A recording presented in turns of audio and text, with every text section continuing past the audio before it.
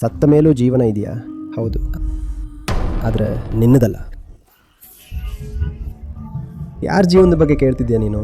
ಸಾವು ಅಂದ್ರೇನೆ ನಾನು, ನನ್ನದು ಅಂತ ನೀನು ಅಂದ್ಕೊಂಡಿರೋ ಪ್ರತಿಯೊಂದರ ಸಂಪೂರ್ಣ ಅಂತ್ಯ.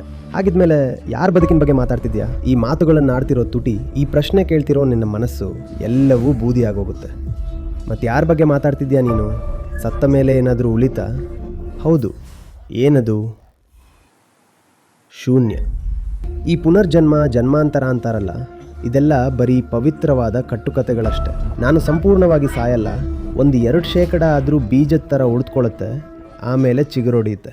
ಯಾವುದೋ DNA ಸೇವ್ ಆಗುತ್ತೆ ಅನ್ನೋದೆಲ್ಲ ಬರೀ ಭ್ರಮೆ. ಇಂಥ ಮೂರ್ಖತನದಲ್ಲಿ ನಿನ್ನ ಸಮಯ ಹಾಳು ಮಾಡ್ಕೋಬೇಡ. ನಿನಗಿರೋದು ಒಂದೇ ಒಂದು ಬದುಕು, ಹಾಗಾಗಿ ಸ್ವಲ್ಪ ಬೇಗ ಎಚ್ಚೆತ್ಕೊ. ವೇಸ್ಟ್ ಮಾಡೋಕ್ಕೆ ನಿನ್ನ ಹತ್ರ ಸಮಯವಿಲ್ಲ. ಒಂದೇ ಬದುಕು, ಒಂದೇ ಅವಕಾಶ. ಇದನ್ನು ಸರಿಯಾಗಿ ಬಳಸ್ಕೊ.